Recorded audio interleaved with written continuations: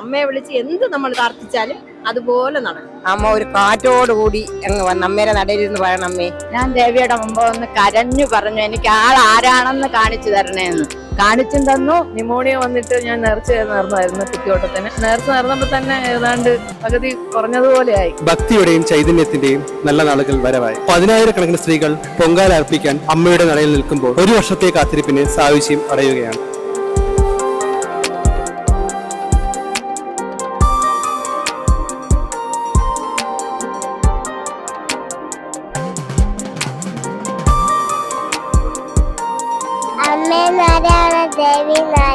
ഈ വർഷത്തെ ആറ്റുകാൽ പൊങ്കാല വിശേഷങ്ങൾ നമുക്ക് കാണാം. കല്യാണത്തിന് അതിന് ഒരു ഉത്തമ ഉദാഹരണം. ലവ് മാരേജ് ആയിരുന്നു. അപ്പൊ ഇവിടെ ദേവിയുടെ അടുത്ത് പ്രാർത്ഥിച്ചിട്ടാണ് എനിക്കത് നടന്നത്. അനുഭവം, മോനെ പറ്റിയ അനുഭവം ഉണ്ട്. കൊച്ചിനെ കിട്ടിയത് അങ്ങനെയാണ്. സുഖമല്ലാതൊക്കെ SAT-ലൊക്കെ പോയി പ്രസവിച്ച കുഞ്ഞാണ്. അതിന്റെ നേർച്ചയാണ് ഇപ്പോൾ ഉള്ളത്. വിശ്വാസം ഉണ്ട്. എല്ലാ വർഷവും പൊങ്കാല ഇടുന്നുണ്ട്. ഇവിടെ വരുന്നുണ്ട് മാസം തോറും തൊഴാനൊക്കെ. ഞാനിവിടെ എന്റെ അറിവായ കാലം തൊട്ട് ഇവിടെ പൊങ്കാല ഇടയും. എന്റെ മക്കളെ താലപ്പൊലി എടുക്കുമായിരുന്നു. അമ്മയെ വിളിച്ച് എന്ത് നമ്മൾ പ്രാർത്ഥിച്ചാലും അതുപോലെ നടക്കും. 2 മക്കൾക്ക് താലപ്പൊലി ഉണ്ടായിരുന്നു. അപ്പോൾ ഞാൻ ഇവിടെ കൊണ്ടുവന്നപ്പോഴത്തേക്ക് എല്ലാവരും തട്ടത്തിലും പിന്നെ ശാമ്പ്രാൻ തിരിയിരിക്കുന്നു. എനിക്ക് മാത്രം ഇല്ല. അപ്പോൾ ഞാൻ അമ്മേടെ അടുത്ത് വിളിച്ചു പറഞ്ഞു, അയ്യോ അമ്മ എല്ലാവരെയും തട്ടത്തിലും ശാമ്പ്രാൻ തിരിയിരിക്കുന്നു, എനിക്ക് മാത്രം ഇല്ല, ഞാൻ ഇനി എവിടെ പോയി വാങ്ങിക്കാൻ എന്നും പറഞ്ഞ് ഞാൻ ഇങ്ങനെ എല്ലാവരെയും നോക്കുകയാണ്, ആരെങ്കിലും വാങ്ങിച്ചുകൊണ്ട് തരുമോ വാങ്ങിച്ചുകൊണ്ടെന്ന്.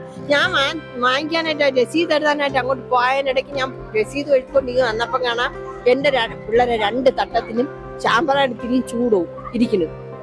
അപ്പോഴും ഞാൻ അയ്യോ അമ്മ ഇത് എവിടെ നിന്ന് വന്നത്? അപ്പോഴും ഞാൻ കൊച്ചുങ്ങളുടെ അടുത്ത് കേട്ട് ഇത് എവിടെ നിന്ന് കേട്ടപ്പോ ഒരു അമ്മമ്മ കൊണ്ട് തന്നിട്ട് പോയെന്ന് പറഞ്ഞു. അമ്മമ്മ എവിടെ?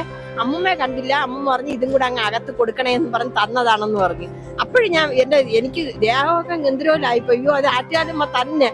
അവിടെ അത്രയും ഞാൻ നോക്കിയതിനൊക്കെ അമ്മയെ അവിടെ കണ്ടില്ല. പക്ഷെ അങ്ങനെ ഒരു അനുഭവം എനിക്ക് ഉണ്ടായിട്ടുണ്ട്. അത് വലിയൊരു അനുഭവമാണ്. ഞാൻ എല്ലായിടത്തും പറഞ്ഞിട്ടുമുണ്ട്.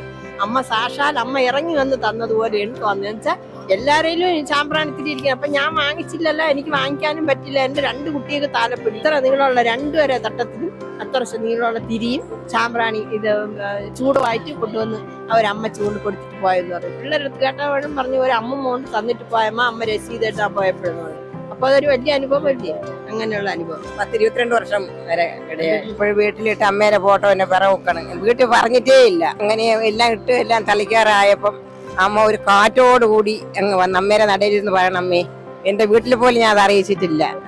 വന്ന് അമ്മ ഒരു ശക്തിയായിട്ട് ഒരു നിമിഷം എനിക്ക് ഒന്നും നാക്കെടുത്ത് സംസാരിക്കാൻ വയ്യായിരുന്നു. ആ ഫോട്ടോയിൽ ഒരു 3 വട്ടം ആഞ്ഞ് ആ ഫോട്ടോ അനങ്ങി നല്ല ശക്തിയായിട്ട്. അതൊരു അനുഭവമാണ്. 2 ആമക്കളുണ്ട്. ഒരാള് ഫൈനാൻസ് ഓഫീസർ, ഒരാള് കോളേജ് പ്രൊഫസർ. എല്ലാം എന്റെ അമ്മ എനിക്ക് തന്ന അനുഗ്രഹങ്ങളാണ്. ഞങ്ങളുടെ വീട്ടില് എന്റെ കുറച്ച് ഉരുപ്പടി വെച്ചിട്ട് ഞാൻ ഓഫീസിൽ പോയി തിരിച്ചു വന്ന് നോക്കിയപ്പോ അതില് 4-5 വള കാണാനില്ല. ഞാൻ ദേവിയുടെ മുമ്പ് ഒന്ന് കരഞ്ഞു പറഞ്ഞു, എനിക്ക് ആൾ ആരാണെന്ന് കാണിച്ചു തരണേന്ന്. കാണിച്ചും തന്നു. എന്റെ സാധനം എനിക്ക് അവരെ ബന്ധുക്കളെ കൊണ്ട് എടുപ്പിച്ചും തന്നു. അതൊരു വലിയ അനുഭവമാണ് എനിക്ക്. അപ്പൊ പൊങ്കാല ഇടണമെന്ന് മനസ്സിൽ ഭയങ്കര ആഗ്രഹം, അത് കാരണം വന്നതാണ്. ഞങ്ങൾ ആദ്യമായിട്ട് വരികയാണ് പൊങ്കാലയ്ക്ക്. കാരണം അതിന്റെ വിശേഷം അറിഞ്ഞിട്ട്. ഒരു ഹാർട്ട് പേഷ്യന്റ് ആണ്. അതുവരെ വ്യത്യാസം വന്നിട്ടുണ്ട്.